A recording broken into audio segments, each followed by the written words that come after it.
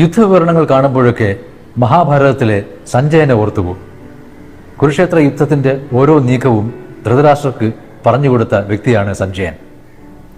ദൂരെ നടക്കുന്ന കാര്യങ്ങൾ അടുത്ത് കാണാനുള്ള ശേഷി കൊണ്ട് അനുഗ്രഹീതനായിരുന്നു ഈ സഞ്ജയൻ എന്നയാൾ. അതുകൊണ്ട് തന്നെ അദ്ദേഹത്തിന്റെ വിവരണത്തിൽ എല്ലാവരും വിശ്വസിക്കുകയും ചെയ്തു. ഈ സഞ്ജയൻ എന്ന പേരിൽ രണ്ട് ഭാഗമുണ്ട്. സം ജയം, അതായത് പക്ഷഭേദത്തിന് അതീതമായവൻ എന്നർത്ഥം. പക്ഷം പിടിക്കാത്ത ഒരു സ്വതന്ത്ര മനസ്സിന് ഉടമയാണ് സഞ്ജയൻ എന്നാണ് വെപ്പ്. അതുകൊണ്ട് തന്നെ ആവാം നമ്മുടെ മാധ്യമങ്ങളും സഞ്ജയനെ പോലെ ആകണമെന്ന് പലരും പറയാറുണ്ട്. എന്ന് മാത്രമല്ല, ആദ്യത്തെ മാധ്യമപ്രവർത്തകൻ ആരാരെന്ന് ചോദിച്ചാൽ ചിലർ പറയാറുണ്ട് സഞ്ജയനാണെന്ന്. കാരണം ഒരു ദൃക്സാക്ഷി വിവരണം നൽകുന്നത് സഞ്ജയനാണ്. ഈ ദൃക്സാക്ഷി വിവരണം ഒരു മാധ്യമത്തിലുള്ള കാര്യം തന്നെയാണ്. അച്ചടിയിലല്ല, റേഡിയോയിലുള്ള ഒരു പരിപാടിയാണല്ലോ ദൃക്സാക്ഷി വിവരണം. റേഡിയോയും ഒരു മാധ്യമം തന്നെയാണ്. അതുകൊണ്ട് ആദ്യത്തെ മാധ്യമപ്രവർത്തകൻ ആരെന്നതിന് സഞ്ജയൻ എന്ന ഉത്തരം ചിലർ നൽകാറുണ്ട്. എന്നാൽ സ്വന്തം രാജ്യം യുദ്ധത്തിൽ ഏർപ്പെടുമ്പോൾ ഒരാൾക്ക് എത്രത്തോളം നിഷ്പക്ഷനാകാൻ കഴിയും? ഇവിടെ ഒരു നിഷ്പക്ഷ ദൃക്സാക്ഷിയുടെ വിവരണം നൽകുന്നത് തികച്ചും അസാധ്യമാണ്. കാരണം ശത്രുപക്ഷത്തിന്റെ അവകാശവാദങ്ങൾക്ക് പ്രാമുഖ്യം നൽകിയാൽ ഇവിടെയുള്ള വായനക്കാരും കേൾവിക്കാരും കാഴ്ചക്കാരും ഒക്കെ പിണങ്ങിപ്പോയെന്നിരിക്കും. അത്തരം ഒരു അപ്രിയത്തിന് പാത്രമാകാൻ ആരും താല്പര്യപ്പെടുന്നില്ല. ഒരു ഇംഗ്ലീഷ് മാധ്യമം പാകിസ്ഥാന്റെ ഒരു അവകാശവാദത്തെ അവരുടെ സാമൂഹിക മാധ്യമ ഹാൻഡിലിൽ അവതരിപ്പിച്ചിരുന്നു. കുറെ കഴിഞ്ഞ് അത് ശരിയല്ലെന്ന് കണ്ട് അവർക്കത് പിൻവലിക്കേണ്ടി വന്നു. മലയാള മാധ്യമങ്ങളാകട്ടെ രാജ്യ താല്പര്യം കൂടി കണക്കിലെടുത്തുകൊണ്ടാണ് റിപ്പോർട്ട് ചെയ്തതെന്നാണ് തോന്നിയത്. അളന്നു കുറിച്ച ഭാഷാ പ്രയോഗം പലയിടത്തും കാണാനുണ്ടായിരുന്നു. എങ്കിലും ഒരു ചായ്വ് സ്വന്തം രാജ്യത്തോട് ഉണ്ടായിരുന്നു. ഓപ്പറേഷൻ സിന്ദൂർ എന്ന പ്രയോഗത്തിനായിരുന്നു സ്വാഭാവികമായും മുൻതൂക്കം കണ്ടത്. ആകാശയുദ്ധമെന്നും ജലതന്ത്രം എന്നുമൊക്കെ ഒരു പത്രം എഴുതിയിരുന്നു.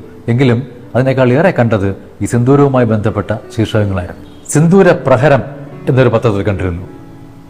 കണ്ണീരിന് മറുപടി എന്നാണ് അവിടെ പറഞ്ഞത്. സിന്ദൂര തിളക്കം എന്ന് ഒരു പത്രത്തിൽ എഴുതിയിരുന്നു. അഭിമാന സിന്ദൂരം എന്നെഴുതിയ ഒരു പത്രമുണ്ട്. മറ്റൊരു പത്രത്തിൽ മറുപടി എന്നായിരുന്നു ശീർഷകം. അവിടെ പറഞ്ഞത് പഹൽഗാമിൽ വീണ കണ്ണീരിന് തിരിച്ചടി എന്നായിരുന്നു.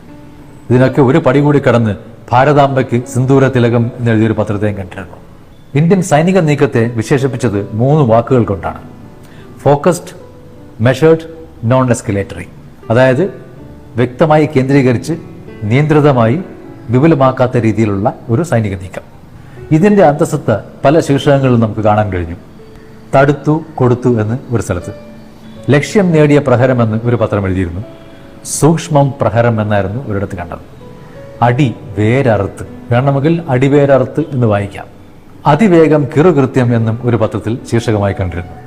വസ്തുനിഷ്ഠമായ കാര്യങ്ങൾ പറയുമ്പോൾ വിശേഷണങ്ങളെ കഴിവതും ഒഴിവാക്കുകയാണ് പത്രങ്ങളുടെ രീതി.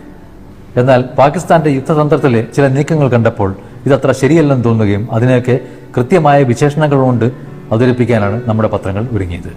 യാത്രാ വിമാനങ്ങളെ കവചമാക്കി മനുഷ്യത്വരഹിതമായിട്ടുള്ള നീക്കം എന്നാണ് ഒരു പത്രം എഴുതിയത്.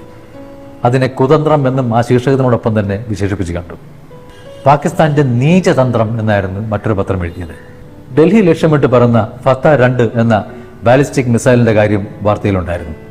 ഇതിനെ പാകിസ്ഥാന്റെ വജ്രായുധം എന്നാണ് പല പത്രങ്ങളും വിശേഷിപ്പിച്ചത്. ഈ മിസൈലിന്റെ വരവിനെ ഇന്ത്യൻ സൈന്യം പ്രതിരോധിച്ചു.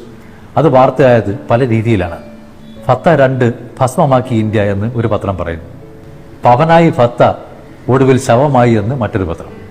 യുദ്ധവാർത്തയുടെ അവതരണത്തിൽ ഒരു പത്രം രാജ്യസ്നേഹം തുറന്നങ്ങ് പ്രകടിപ്പിക്കുകയായിരുന്നു. അവരുടെ ശീർഷകങ്ങളിലൊക്കെ ഇന്ത്യ എന്നല്ല പറയുക, നാം എന്നാണ് പറയുക. ഇന്ത്യൻ സൈന്യം എന്ന് പറയുന്നതിന് പകരം നമ്മുടെ സൈന്യം എന്ന് പറയുന്ന ഒരു രീതി. പല പത്രങ്ങളും അങ്ങനെ എഴുതിയിരുന്നില്ല. പാകിസ്ഥാന്റെ ഒരു വിമാനത്തെ ആകാശ് മിസൈൽ വീഴ്ത്തി. അതിന് വിവരിക്കുന്ന ഇങ്ങനെയാണ്: പാക് വിമാനത്തെ വീഴ്ത്തി നമ്മുടെ ആകാശ്. യുദ്ധം തുടങ്ങിയപ്പോൾ IPL ക്രിക്കറ്റ് മത്സരം മാറ്റാൻ തീരുമാനിച്ചു. അതിന്റെ സംഘാടകരിൽ ഒരാൾ പറഞ്ഞ ഒരു കാര്യമാണ് ഒരു പത്രത്തിൽ ശീർഷകമായി വന്നത്: രാജ്യം പരമപ്രധാനം. ഒടുവിൽ വെടിനിർത്തലിന് ധാരണയായപ്പോൾ ഒരു പത്രം സമാധാനം എന്നെഴുതിയിരുന്നു. അത് ജനങ്ങളുടെയും ഒരു മനസ്സിന്റെ പ്രതിഫലനമായിരുന്നു. എന്നാൽ വെടിനിർത്തൽ കരാർ ലംഘിച്ചു എന്ന് കണ്ടപ്പോൾ പത്രത്തിന്റെ സ്വഭാവം അങ്ങ് മാറി. ചതിയന്മാരെ വെച്ചേക്കില്ല എന്നായിരുന്നു അവിടുത്തെ ശീർഷകം. ഇംഗ്ലീഷിലെ ഒരു പത്രം സീസ് ഫയറിനെ കുറിച്ച് പറഞ്ഞത് ശ്രദ്ധേയമായി തോന്നി. സീസ് ഫയർ എന്ന വാക്കിന് മീതെ ചുവന്ന വരയിട്ടുകൊണ്ടാണ് അവർ അത് ലംഘിച്ചു എന്ന് വരുത്തി തീർത്തത്.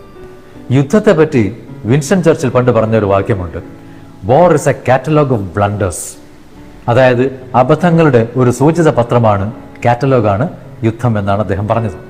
കശ്മീരിലെ പഹൽഗാമിലെ കൂട്ടക്കൊലയെ തുടർന്ന് യുദ്ധസമാനമായ ഒരു അന്തരീക്ഷം ഉണ്ടായപ്പോൾ തന്നെ വാർത്തകൾ പലയിടത്തുനിന്ന് വരാൻ തുടങ്ങി.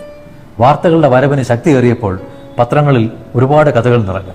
എന്നാൽ അടുത്ത ദിവസം തിരുത്തു വന്നു, ഇതിൽ പകുതിയും വ്യാജ വാർത്തയാണ്. Truth becomes the first casualty in every war എന്ന് പണ്ടാരോ പറഞ്ഞിട്ടുണ്ട്.